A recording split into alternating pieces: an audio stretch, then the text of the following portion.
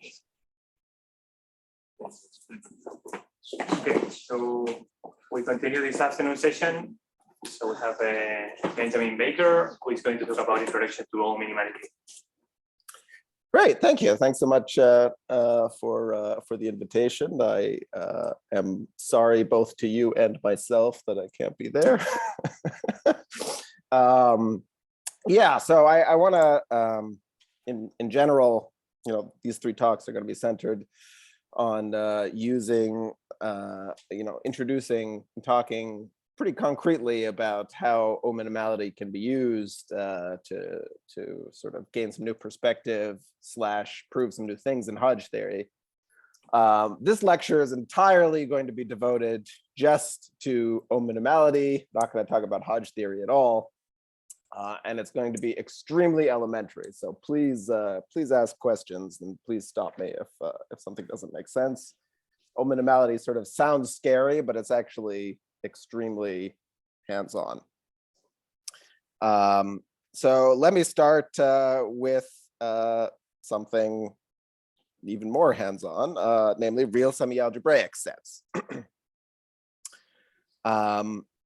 So definition, a real semi-algebraic set inside Euclidean space, real Euclidean space, is just an element of the Boolean algebra generated by sets of this form.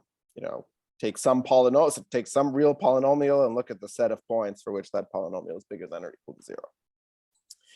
Okay, and by Boolean algebra, just concretely, I mean that these are sets that are obtained from ones of this form by taking finitely many intersections, unions, and complements.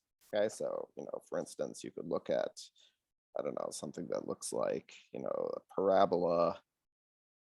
You could sort of shade in, I don't know, you could draw a line, maybe I'll draw a dotted line here, and like this set is semi-algebraic, or you can take things that look like this and you can take unions of them, and I don't know, anything that vaguely looks like that is a semi-algebraic set. Okay, obviously, sort of from the definition, these real semi-algebraic sets are closed under some nice operations. They're closed under finite intersections, finite unions, and complements. What is not obvious, but is a classical theorem of Tarski and Seidenberg, is that real semi-algebraic sets are closed under coordinate projection. So in other words, maybe if I just go back to, let me just draw some simple example. If I take, I don't know, this semi-algebraic set, this shaded in, and I project it down to the x-axis, then sort of clearly I just get like an interval, which is closed on the left-hand side, which is also semi-algebraic. And this is just a general fact. If you take any real semi-algebraic subset of any Rn and you take a coordinate projection to one of the coordinate planes, then you get another real semi-algebraic set. And seemingly more generally, but actually equivalently, if you prefer to think about this in these terms, this theorem is saying that the image of a real semi-algebraic set under any real linear map is also real semi-algebraic.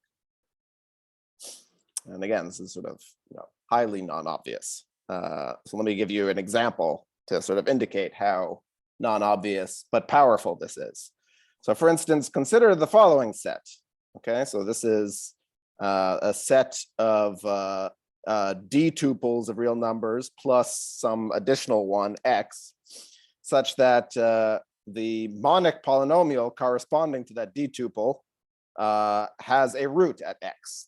Okay, so in other words, this polynomial expression in terms of the a's and x's is 0. This is clearly a real polynomial in the x's and a's, and therefore this is in fact a real algebraic set. It's of the form p equals 0 for some polynomial p. And if we project away the first coordinate, in other words, if we project down to RD by just remembering the a's, then the set we obtain is clearly the set of monic degree d polynomials which have some real root, for which there's some solution x to this equation. Okay. And of course, for d equals 2 by the quadratic formula, we know that this set is semi-algebraic because the quadratic formula tells us that you have a real root if and only if this discriminant is bigger than or equal to 0.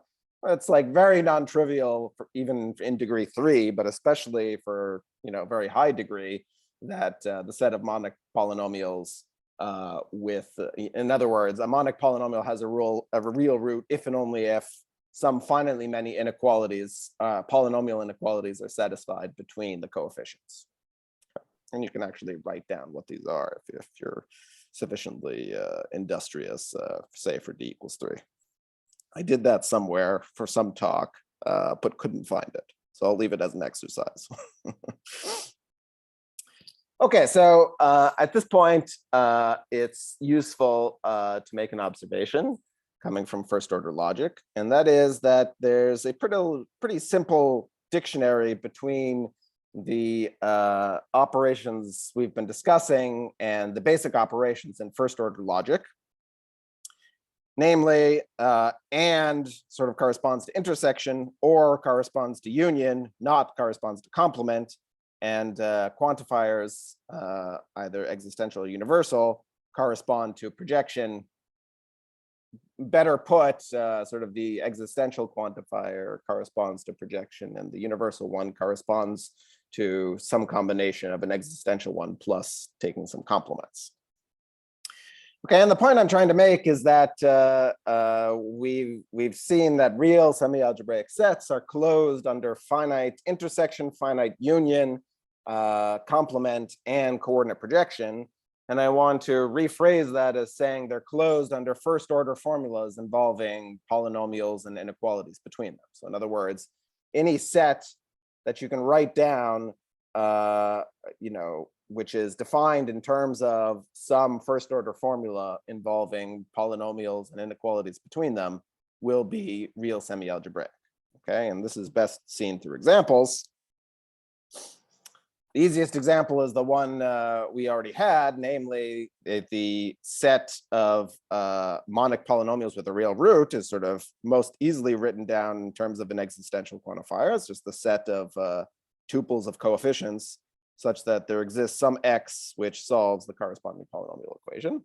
Okay, so that's a pretty clear example of how projection corresponds to adding an additional coordinate x and then working upstairs with some real semi-algebraic set and then projecting that coordinate away. Here's a slightly more complicated example, and this is meant to illustrate that it's a lot easier just because of how we're trained to think about building sets in terms of first order formulas rather than in terms of these, in terms of like projections of things and so on and so forth. So for instance, the closure of a real semi-algebraic set is always real semi-algebraic. And why is that true? Well, take any real semi-algebraic set U, okay, and I claim that I can write its normal Euclidean closure totally in terms of U and first order formulas involving polynomial inequalities.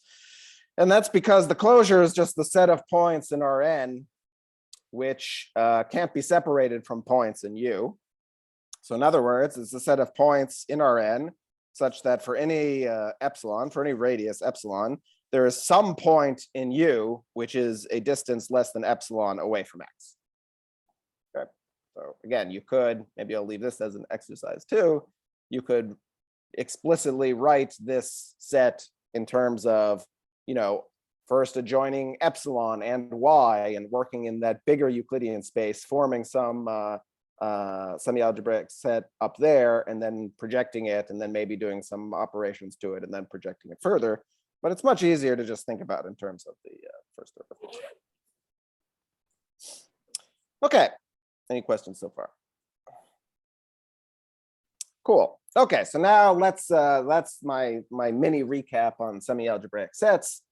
Our main goal, and this is what O-minimality will achieve for us, is to provide some more general collections of tame subsets of Rn that essentially have all the nice properties of real semi-algebraic sets. Okay, so more precisely, they'll be closed under the same operations of intersection, union, all the operations we want to be able to perform. On the one hand, but on the other hand, they'll have the same nice finiteness properties that real semi-algebraic sets have. Okay, this is what an O-minimal structure will end up being, and some care has to be taken into how we actually arrange for this to happen. But it turns out that we can allow for some pretty exotic, collections of subsets of Rn that still obey all of these nice properties, but look nothing like real semi-algebraic sets, and involve some very complicated functions.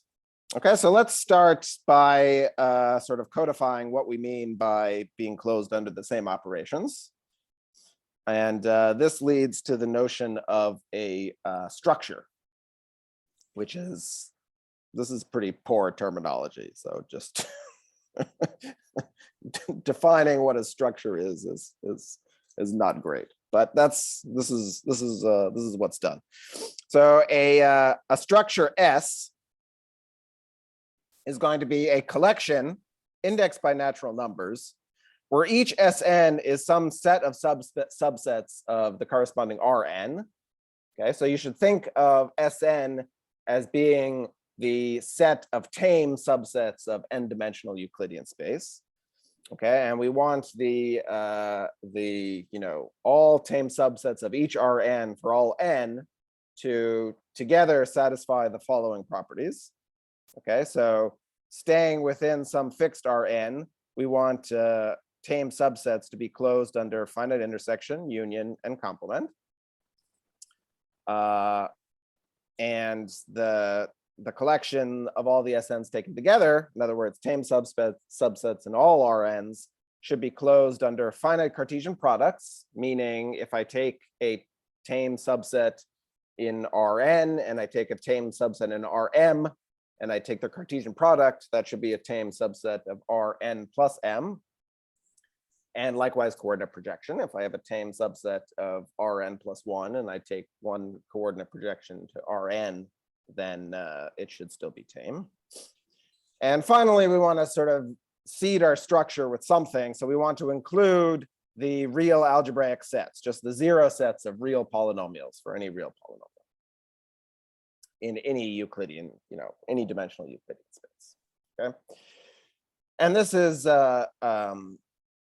what's called a structure. And I've been referring to the sets that are included in this structure as being the ones that are sort of tame with respect to the structure. That's not actually the word used. So let me introduce the word that's actually used. We say that a subset of Rn, which is singled out by this structure, in other words, is an element of the corresponding Sn, is definable within the structure, or is S definable. And likewise, we can talk about a function between S definable sets being definable.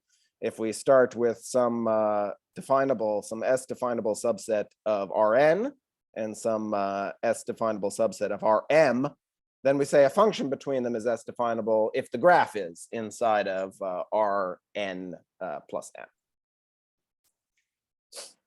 Okay. Oh, I should say, sorry, I always forget to do this, but it's probably worth doing now. I have a handout version of these because it's difficult to follow slides. Let me post the link in the chat if you want a handout version of these notes so you can refer back in real time. Sorry, I should have said that at the beginning.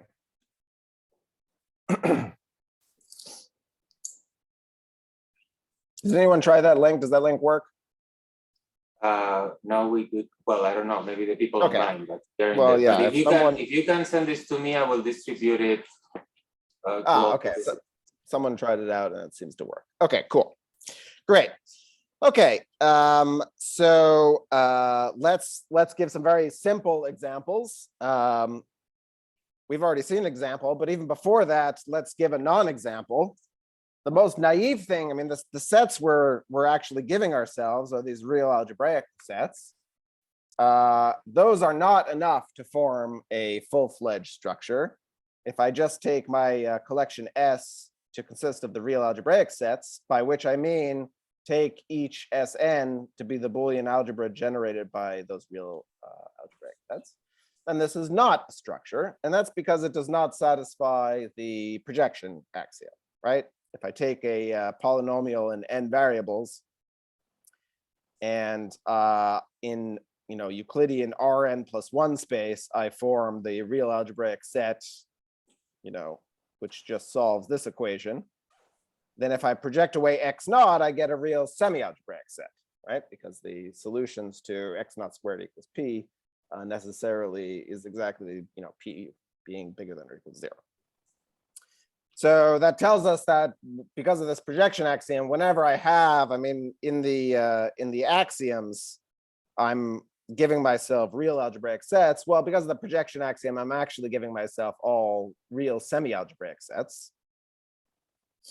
And therefore, our first example of a structure is precisely the real semi-algebraic sets. Okay, so this, because it's a structure, it gets a name. We call the structure R-alg. And precisely what we mean is the sort of R-alg sub n, the collection of definable subsets of Rn, is just the real semi-algebraic subsets, namely the Boolean algebra generated by p bigger than or equal to 0. And this satisfies all of the easy axioms, and by Tarski-Seidenberg, it satisfies the projection axiom, and therefore it's a structure. Okay, great.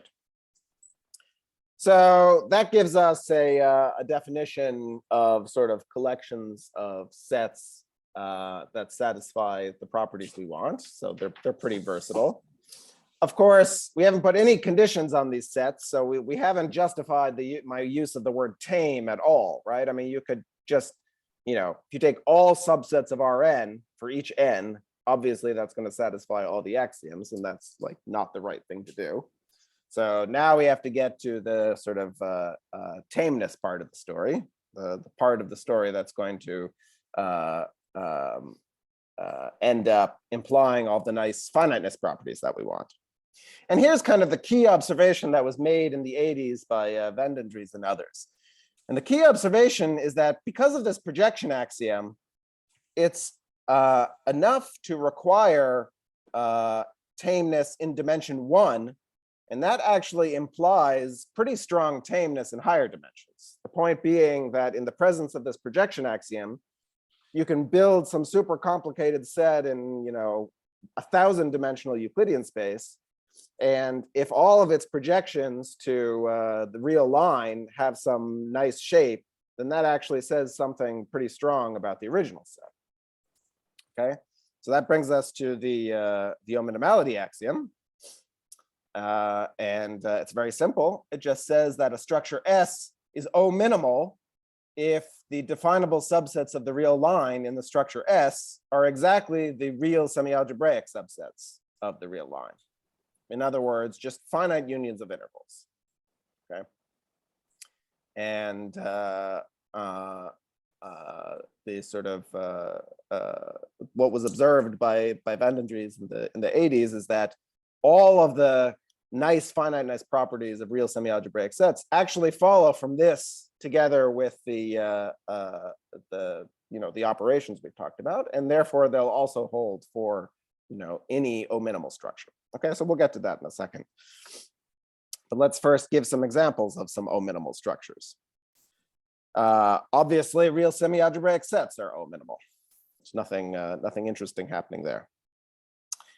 Here's a non-example. Let's define R sine to be the structure generated by the graph of the sine function. Okay, so what I mean by that is this structure consists of all subsets of any Rn, which are written in terms of first order formulas involving inequalities, polynomials, and the sine function. Okay. This is not O-minimal. And the reason it's not O-minimal is the graph of the sine function itself is obviously definable within this structure. And if a function is definable, then so are its fibers as subsets of the real line, because it's just an intersection. And the fibers, because sine is infinitely periodic, its fibers can be infinite discrete, and those are not, finite unions of intervals. Okay, so the sort of salient point here is that you can never have sort of infinite periodic behavior within an O-minimal structure. Okay, on the other hand, that's not to say that the only, any function except for polynomials is hopeless. So here's an interesting example. Let Rx be the same construction, but now starting with the graph of the real exponential function. So in other words, take all subsets of all Rn's, which involve first order formulas involving inequalities, polynomials, and the real exponential function. Then it's a result of Wilkie that this is O-minimal. Okay, so you can form some complicated set involving exponentials of exponentials of exponentials and inequalities and polynomials and things like that, and 1,000-dimensional Euclidean space. And if you project it to any real line, you'll still get just some finite union of intervals. An important point, but unnecessary point I'll make here is that quantifier elimination does not hold for Rx. Going back to the Tarski-Seidenberg theorem, if you're more familiar with it, sometimes it's phrased as quantifier elimination for real ordered fields because it explicitly says that, anytime you have a projection, in other words, a quantifier, you can write an equivalent sort of logical statement that involves no quantifiers. Okay. In other words, it's just inequalities between polynomials. So it's a statement about sort of first order formulas involving polynomials and inequalities, being equivalent to ones where you've removed all the quantifiers. And you might think, and in fact, this is what was tried first, you might think that the way to generalize sort of the nice behavior of real semi-algebraic sets, most of which follow from Tarski-Seidenberg, is by requiring sort of a similar quantifier elimination. And that's not the way to proceed, because that actually is way stricter. Turns out that most O-minimal structures won't satisfy quantifier elimination. Anyway, that's an unnecessary point. Okay, so it turns out, and this is kind of amazing, that you can stuff a lot of functions into an O-minimal structure without breaking this O-minimality axiom. Okay, like a surprising number of functions. And this is sort of at the heart of why O-minimality is so useful. So here's an example. Let's build the structure Rn as follows. Consider real analytic functions f on a Euclidean ball of some finite radius centered at the origin. Okay. And consider its restriction to a smaller radius ball. Okay, these are so-called over-convergent functions because their radius of convergence is bigger than the sort of ball we're restricting them to. So they sort of extend beyond the boundary. Their analyticity extends beyond the boundary of this ball. And now let's consider the structure generated by all of these sets, the graphs of all of these functions. Okay, so in other words, once again, we take all subsets of Rn, which are written as first order formulas involving inequalities, polynomials, and all of the graphs of these functions. Okay, it turns out this was observed by Van den Dries by using Gabriel's theorem of the complement, that this is an O-minimal structure. So it'll still be the case that any set you build in that way will satisfy this strong axiom about what its projections to real lines looks like. An interesting point here, sine x can't be Rn definable, and it's not because it's, we're not allowing real analytic functions on non-finite radius balls, but its restriction to any finite interval is definable within this structure. Okay, and so that's That's sort of the best I can do. I mean, I can't have the whole graph of sine because it's infinitely periodic. But if I cut it down to any finite interval, I remove that objection, and it turns out I can find an O-minimal structure in which all of those are definable. So my point here is that it's not sort of clear from the definitions, but you should really think about, in many cases, sort of O-minimality is a restriction, is sort of a tameness hypothesis for the asymptotics of functions. It's all about how these functions are sort of going to the boundary. And indeed, in this particular case, if you embed Rn into Rpn, this definition that I gave of definable of this structure Rn is equivalent to the structure of subsets of Rn, which are subanalytic in projected space. Okay, so in other words, they satisfy some kind of condition at infinity. Okay, well, if you don't know what subanalytic means, then I mean basically it's a projection of a semi-analytic set. There's no Tarski-Seidenberg for semi-analytic sets. So a subanalytic set is just a projection of a semi-analytic set. Anyway, whatever, you can ignore that. Okay, and finally, and this is going to be the most important structure for us. Oh, I think I'm host, so I guess I'll admit people. This all, as far as I'm aware, all of the applications to sort of complex geometry go via this structure. And this is what's called Rn-exp, suggestively. And this is just the structure generated by Rn and Rexp. Okay, so it involves all sets you can build using first order formulas involving inequalities, polynomials, the real exponential function, and these restricted analytic functions. And by Van den Dries and Miller, this is O-minimal. And we'll see that the functions allowed by this structure not only include most of the functions that arise in Hodge theory, but this is like exactly, this is maybe in some sense the smallest structure that'll sort of include all of these functions. In other words, this it's kind of, it's a bit of an seemingly an accident, but this structure sort of contains exactly the functions you need in order to do Hodge theory, which is kind of fun. We'll see that tomorrow. Okay, so this slide is meant to convince you that definable sets can be complicated. On the other hand, definable sets are quite simple. And by this, I mean, I want to start getting at what these finiteness properties that define that sets that are definable in an O-minimal structure have. And I want to state this precisely. One question. Yeah, sure. So if you take one continuous function which is monotone, increasing monotone, this will be R, the set generated by this function, like the exponential, will also be O definable or no? So is there something special on the exponential, or is just that it is a function that is strictly monotonic? No. It's definitely something about the exponential. It's actually pretty subtle. But yeah, like you know, how to say. Yeah, I mean, it's not just that it's increasing monotonic.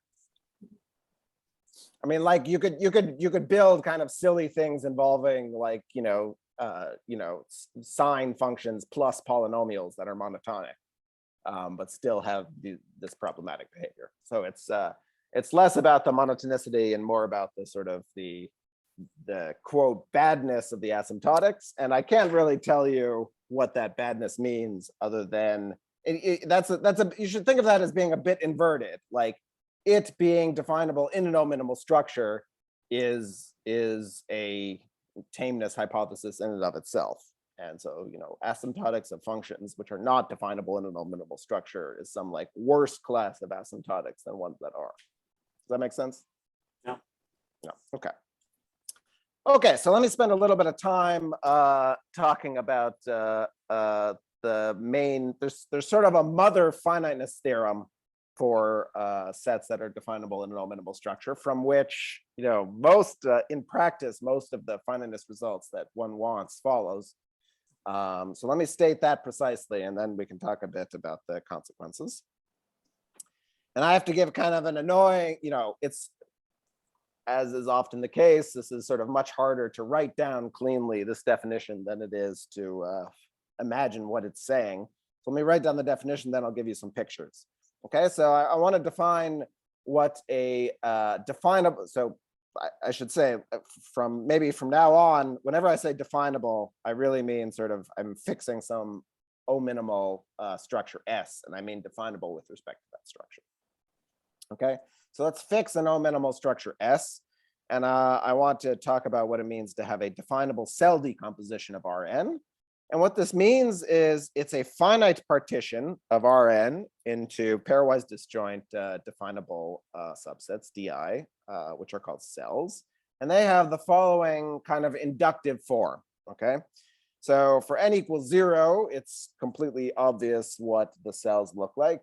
And R0 is just a point. So the only definable cell decomposition of R0 is the partition into itself.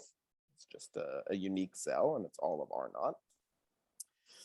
And assuming I have defined what it means to have a definable cell decomposition of Rn, up to some point, to define a cell decomposition for Rn plus 1, I do the following. So I write, or I guess I'm saying for Rn. So for Rn, I write it as a product of Rn minus 1 cross R. This just amounts to choosing some coordinate projection. I take a cell decomposition, definable cell decomposition inductively for Rn minus 1. Okay, and above each cell of that definable cell decomposition, I specify a bunch of continuous definable functions, which are ordered. Okay, by a bunch, I mean finitely many. So with this data, the corresponding definable cell decomposition of Rn now is going to consist of two different kinds of cells. There's going to be the graphs of these functions. Okay, so again, I've given this finitely many continuous definable functions over each cell in Rn minus 1. And one type of set I can form is just the graphs of those functions over those cells. And the other type of cell I can form is what are called the bands. And this is just kind of the moving interval between two successive functions above that cell. Okay, so that's the definition. Let me give the picture, and then it'll be more clear what I mean. Okay, so n equals 0, we've already seen is kind of obvious. What about n equals 1? Okay, well, what does the data require? The data requires for each cell in R0, we have to give finitely many continuous definable functions. Well, a continuous definable function on a point is just a real number. So I'm just giving an ordered tuple, finite tuple of real numbers. And the cells are the graphs. So those are just the singleton sets, which are those points, and the bands, so the open intervals between them. Okay, so in other words, a definable cell decomposition of R consists of choosing finitely many real numbers, and the cells are just these singletons. Those are the graph cells, and the intervals between successive AIs, and it looks like this. Here are the open ones, and here are the sort of singleton ones. Okay, so that's nice and simple. In other words, it's just a partition into open interval, finitely many open intervals, and closed points. Okay, now what does the cell decomposition of R2 look like? So first, I take a coordinate projection to R. I take a cell decomposition of R, so something that looks like this.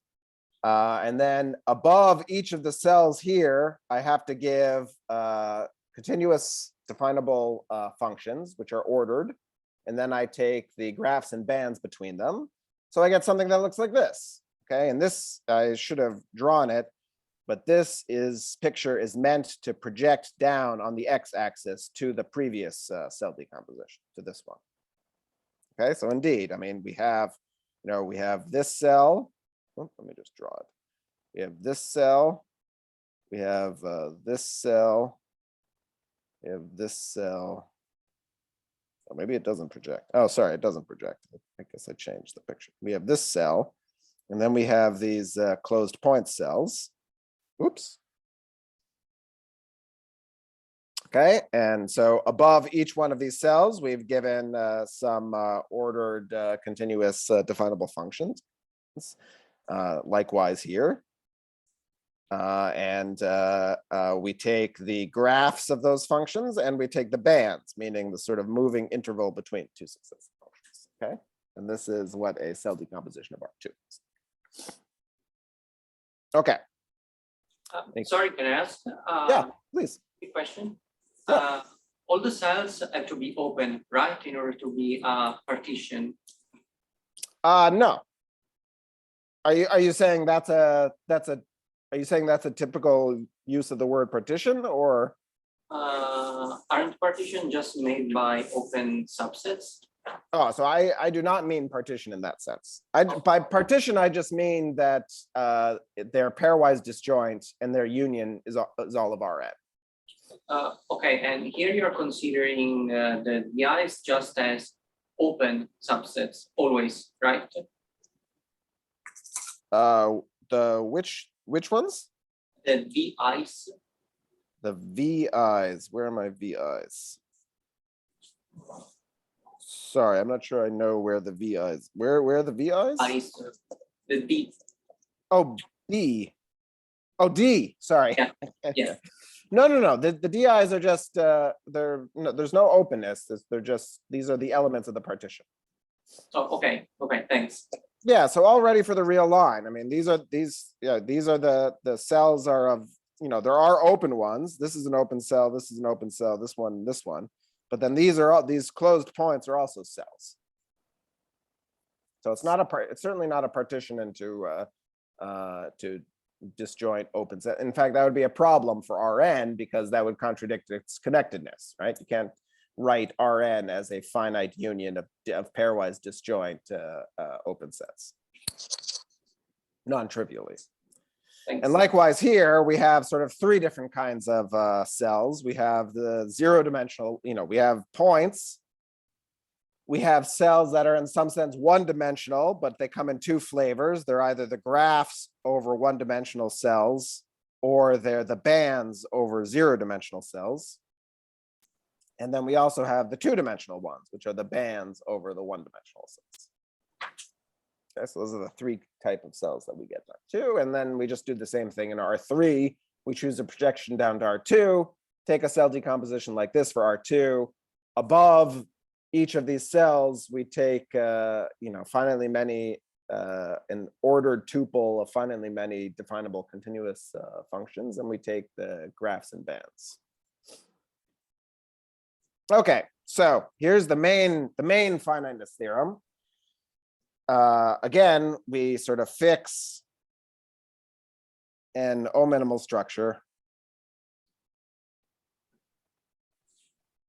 S. Take any finite collection Uj in Rn of definable sets. These I'm using U, but these aren't open or anything. These are just some definable subsets of Rn, finitely many. Then there exists a definable cell decomposition of Rn such that each Uj is a union of cells.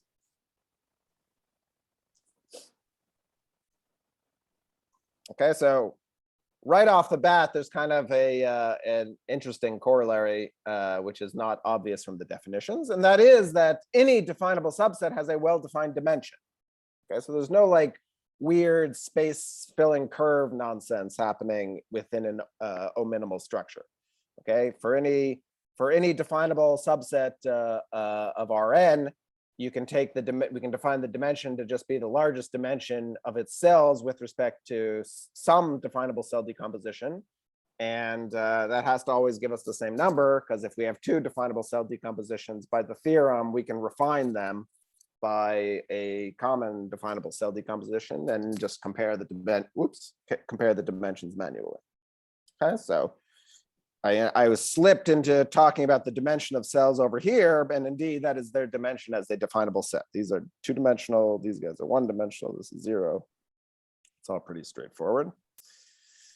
Let me quickly hint at some nice uniform boundedness statements that follow from this, which maybe I'll leave for you to think about. Here's one kind of cool corollary. If I have any definable map between definable sets, again, this is all definable with an O-minimal structure, then I can partition V according to the fiber dimension.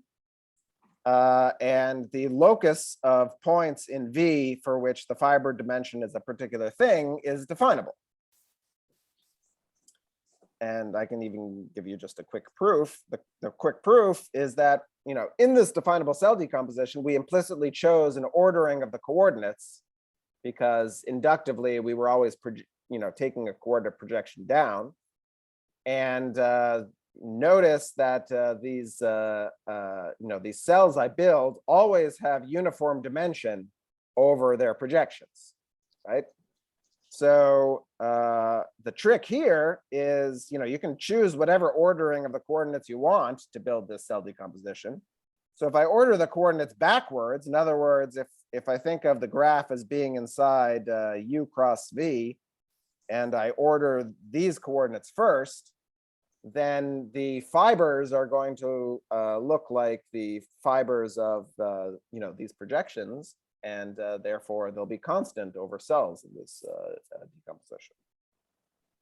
Okay, so you can think about. I'm gonna not spend so much time on that, but you can think about this if you want. It's just it follows immediately from cell decomposition, and similarly, there's a uniform finiteness statement for definable maps with finite fibers, and it's the same proof. So if you have a definable map between definable sets that has finite fibers, then for each n, you can look at the subset of V for which the fiber size is n. These are all definable, and moreover, there is an absolute bound on the size of n, okay, which is already starting to get pretty interesting, especially from the perspective of like algebraic geometry, where sort of the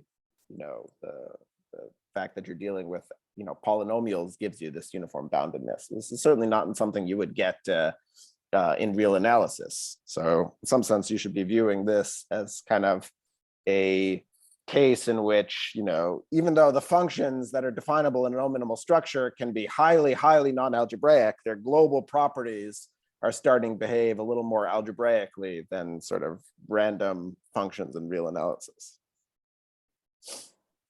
Okay, so let me give some other nice finiteness consequences, which again, if you want, you can sit down and kind of prove yourself now using definable cell decomposition. That's not how you would do it if you were building this from the ground up.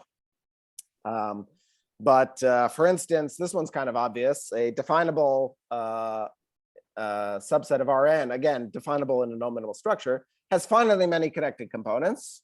This is a pretty easy exercise using cell decomposition. This is slightly more advanced. A definable function on some definable set U is in fact CK on a dense definable open subset of U. Even in dimension 1, this is non-trivial. Let me actually even say this, even if I'm just talking about a function from the real numbers to the real numbers, this is CK at all but finitely many points. Again, that's a pretty nice property for a function to have. I can't have, truly disgusting, the kind of pathological functions that exist in real analysis. Notice that I'm not saying the function has to be C infinity. Okay, I'm saying for any k, it is CK at all but finitely many points. But as the k grows, that number of points can grow. Okay.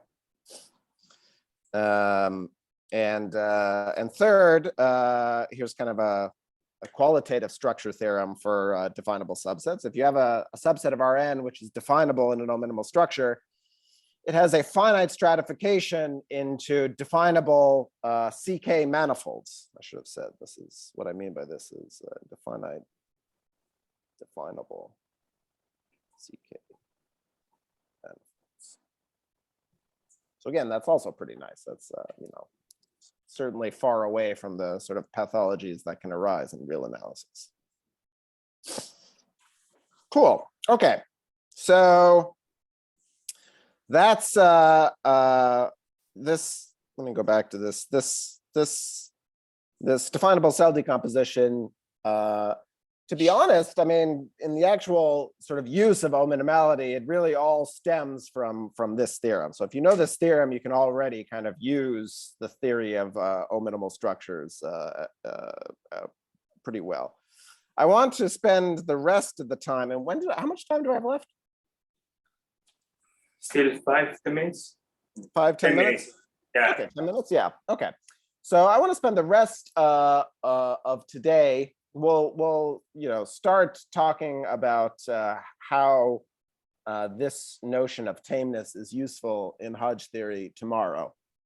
But today I want to talk about some more advanced consequences of that this sort of O-minimal tameness buys you. We've seen that it, you know, implies some finiteness properties. And this is by way of some algebraization theorems. So there's two extremely important ways, and it's kind of surprising ways, in which being definable in an O-minimal structure actually implies algebraicity. Okay. Now notice, without some kind of hypothesis, this is not true. I mean, I just got through telling you that you know, you can stuff in all sorts of interesting functions that are non-algebraic into a structure without breaking its O-minimality. So, you know, for instance, these, you know, restricted analytic functions are all definable in an O-minimal structure. So there has to be some additional hypothesis, and those additional hypotheses come in two flavors.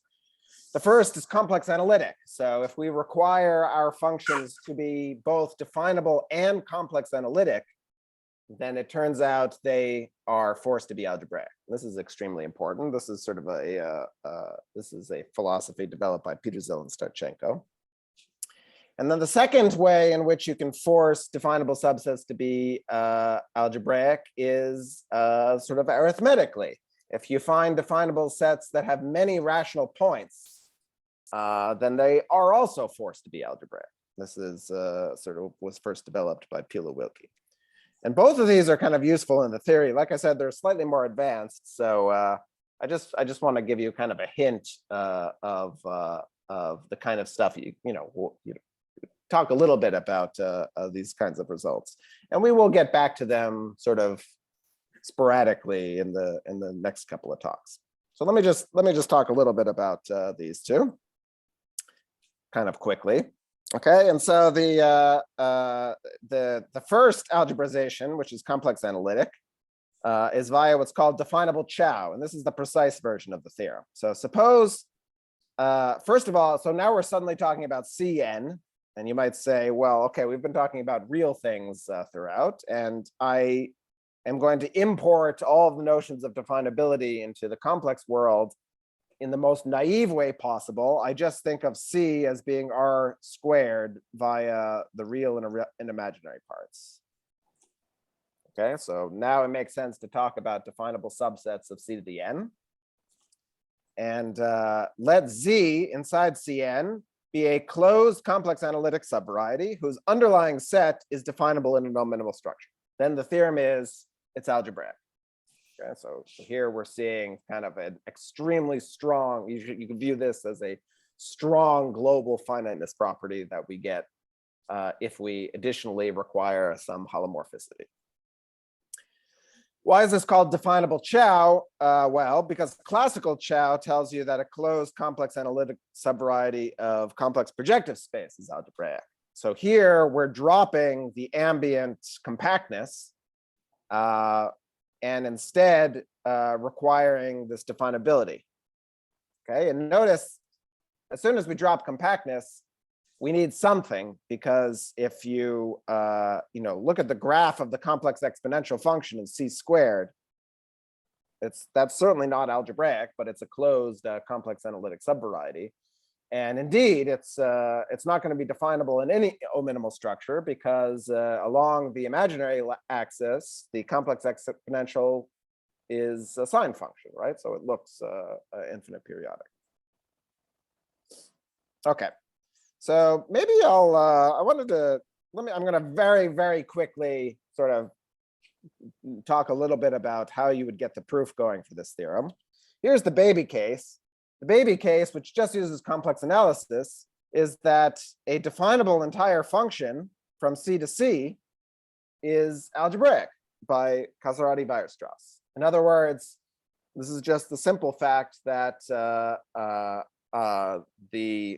this entire function can't have an essential singularity at infinity, because then it would have some infinite recurrence behavior. Therefore, it has to have just a pole at infinity, and therefore it's algebraic. Okay, so that's the sort of easiest way to see how holomorphicity is giving, plus definability is giving us some kind of algebricity. Here's kind of the toddler case now. We can sort of use this to prove the n equals 2 case of this theorem.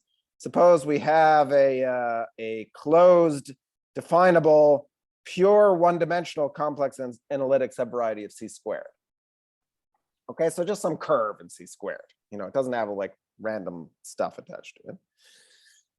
I mean, obviously, if it had some zero-dimensional components, you could just remove those. Okay, so choose some projection such that the fibers are zero-dimensional.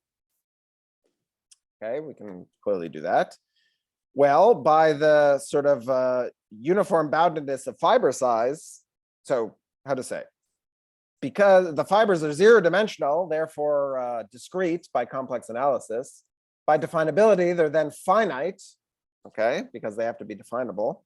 And therefore, by cell decomposition, they're uniformly finite. Okay, so suppose they have some generic size D. Well, we can form the following map. For any point Z, we can just take the product of t minus w, where here t is just some variable, where w runs over all points in the fiber of Z under this coordinate projection. Okay, I mean, what is this map? This is just the monic polynomial whose roots are the fibers above Z. Okay, so the point is that if I think of this as a map to degree D monic polynomials, it defines a definable holomorphic map from C to C to the D, and therefore by the baby case, it has to be polynomial, and therefore we've built a function, a polynomial function, which cuts out Z. Okay, so that was a bit fast, but I wanted to give like some kind of proof just to give you an idea of how these things go.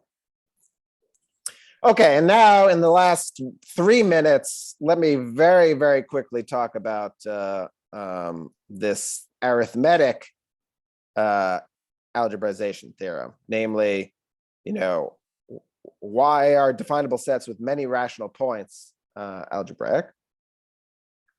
And I'll talk about this more later, so let me just very quickly talk about this. And I'm going to spend most of this time talking about what it means to have many rational points. And this is best illustrated through examples. So let's look at the following 2 subsets of R squared, namely the graphs of y equals x squared and the graphs of y equals 2 to the x. Okay, both of these are definable. This is wrong. Both of these are definable in Rx. Okay, obviously the second one is not definable in R-alg. And they both have infinitely many rational points, because if you plug an integer in for x, then you get an integer. Okay, but we want to understand the sense in which the number of rational points on the second one is less than the number of rational points on the first one. Okay, again, they're both infinite, so we have to be a little more careful in what we mean about what it means for one to have more than the other. And the key is sort of this sparsity. So here we define the height of a rational number. Okay, very simply, if I have a rational number then I write it in lowest common, I write it as a fraction with relatively prime numerator and denominator. And the height is just the max of the numerator and the denominator in, in this sort of whatever, in this form. And then if I have a tuple of rational numbers, the height is just the max height of all of the coordinates.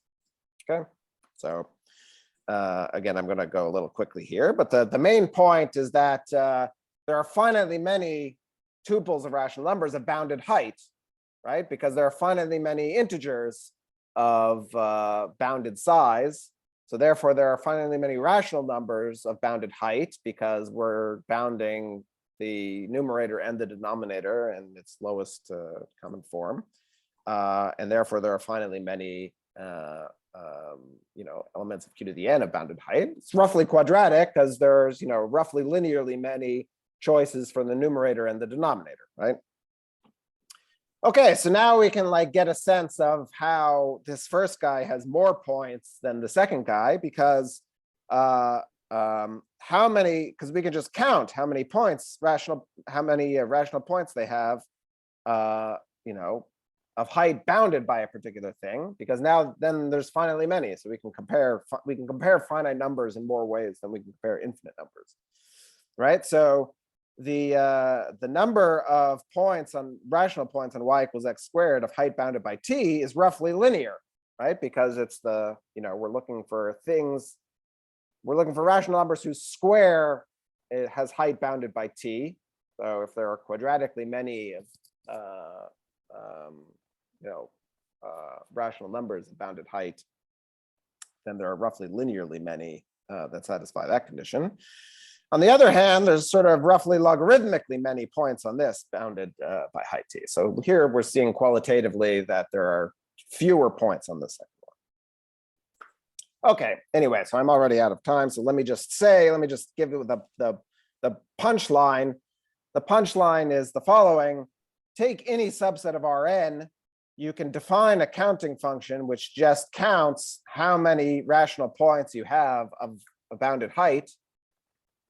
And the theorem, this is kind of a weak version of the theorem, but it's already it's already interesting. If we let U be definable in an O-minimal structure and suppose it has some power of t many rational points when you count by height. Okay, so in other words, this counting function grows polynomially, possibly with a small exponent. Then there must be a real semi-algebraic curve C inside U that accounts for, let me get the ordering right. For any number, you can find a real semi-algebraic curve inside of U, which goes through at least that number rational points. Okay, and I view this as an algebraization theorem, because in particular, it's generating a real semi-algebraic curve inside your definable set. So it's giving you some kind of algebraicity. And in fact, if you impose more hypotheses, then you can, on how this counting function behaves, you can find conditions under which all of U has to be real semi-algebraic. Okay, sorry. So I'm already going over. Let me stop there. We'll sort of see starting tomorrow why O-minimality is so tailor-made to understanding the kind of interesting functions that arise in Hodge theory.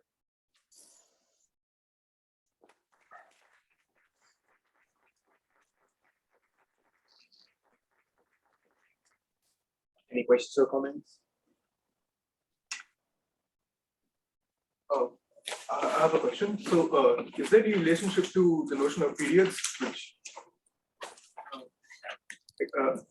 like periods, if you have a family of algebraic varieties and you take integrals of whatever algebraic forms? Yeah, periods in the sense of the generalization of transcendental numbers. Yeah, absolutely. And this is indeed one of the sort of main things we'll realize in the first lecture tomorrow, is that and this uses some non-trivial stuff, but if you have an algebraic family of varieties, and you look at the period functions you get. Okay, so in other words, if you take integrals of algebraic forms over topological cycles, and of course you can sort of flatly transport that topological cycle to nearby fibers, so you get some function, some locally defined function, which is just the period with respect to that choice of algebraic form. You will get functions which are definable in the O-minimal structure R and X. Okay, and this is kind of the starting point, or this is, I don't know how to say, this is one way to motivate why O-minimality ends up being so useful in Hodge theory. Basically, what it's going to end up translating into is that the sort of coordinate functions of period maps end up being sort of functions which are definable in an O-minimal structure, and therefore you can extract a bunch of cool finiteness results from them. But let me go back to what I was saying about periods. Maybe here's another way of saying it that might be more familiar. You know, we also know of periods as being sort of solutions to certain Picard-Fuchs equations. So another way of viewing this in a sort of much more classical sense is that you know, Picard-Fuchs equations are just certain kinds of differential equations, ordinary differential equations. And what I'm saying is that the solutions to those differential equations are definable in Rn x, which is certainly non-obvious from certainly non-obvious, right? That those functions satisfy these finiteness properties. Oops. Disconnected. Does that answer your question? Yeah. Basically, my answer to your question is absolutely. We're going to spend a lot of time on that tomorrow. So any further comments, suggestions? Can I ask, so how flexible is one in choosing this height? Is there some sort of theory of good height in this in this definition of height that I well, this is a pretty, there's, you know, in some very special circumstances there are other notions of height. This is a pretty standard notion of height, but notice that this is really a height function on sort of affine space. This is like, you know, what it means for the height of something in Qx. You have an algebraic variety and you want to talk about heights of like rational points on it. You can get different height functions by kind of embedding it into projective space in different ways. Because, you know, sort of projective space has this kind of canonical height function, but, you know, algebraic varieties aren't necessarily embedded into projective space in a canonical way. So that is one way to get different notions of height on the same sort of object. Like I said, there are a couple special circumstances, for instance, abelian varieties where you can cook up other notions of heights. And can I put everything like on manifolds? So you always talk about kind of these sets inside Rn. I mean, of course, one can define definable manifolds, right? Yeah, and we will tomorrow. But can I also extend somehow these counting theorems to more complicated spaces? Well, okay, yes. Well, here's a fact which is maybe useful for this question. Let me see if I remember this fact. It's kind of an embedding theorem for definable manifolds. Like you can definably embed any definable manifold into some Rn. So, you know, by that token, if you're interested in definable manifolds, which again, you know, there's no surprises for anyone who hasn't seen this definition before. A definable manifold is just kind of a manifold with a finite atlas such that the transition functions are definable. A finite atlas by definable sets whose transition functions are definable. We'll talk about that tomorrow. But anyway, yeah, so, you know, there's a theorem that you can always definably embed it as a definable subset of Rn for some n. So therefore, you can right off the bat essentially reduce to an ambient Rn if you want. In applications, it turns out that you very often apply this theorem to groups. So you're interested because, and we'll talk a little bit about this, but often this theorem comes up in geometry by how to say, you have some family of algebraic varieties. There's some monodromy associated to that family of algebraic varieties. You can look at how that monodromy is acting on, say, the cohomology. That's some linear representation of the of pi 1, okay, which is some discrete group. So you're getting like you have this algebraic group with a bunch of integer points coming from the ones that arise as actual monodromy transformations. And so this Pila-Wilke theorem is often applied to, taking subsets of the real algebraic group with the rational points coming from, some of those points arising from monodromy. So in applications, a lot of the time it's sort of manifestly the set you're interested in is in Rn because it's like sitting inside some real algebraic group. Does that make sense? Yeah. But sometimes you would also want to apply it to some sort of more like bundles, more bundle structures, right? Where you kind of want to have finiteness in the fibers or counting of rational points. Yeah, for sure. So maybe the best way to answer your question is yes, the reliance on the sort of height technology is pretty flexible in various ways. Maybe the easiest way to say that is yes, you can if you can often embed into some ambient Rn, or if you have some fibered situation, then the sort of height function and how to say, like, the consequence of the Pila-Wilke theorem is kind of real semi-algebricity. So in some sense, we can it's more local than the definable Chow theorem. So if you have some fibered situation, sometimes you can just up to a cell decomposition of your base space, you can break it up into things that have a are more simple, and then you can manually build a height function. Okay, thanks. Hmm? Any other comments or questions? So if not, let's thank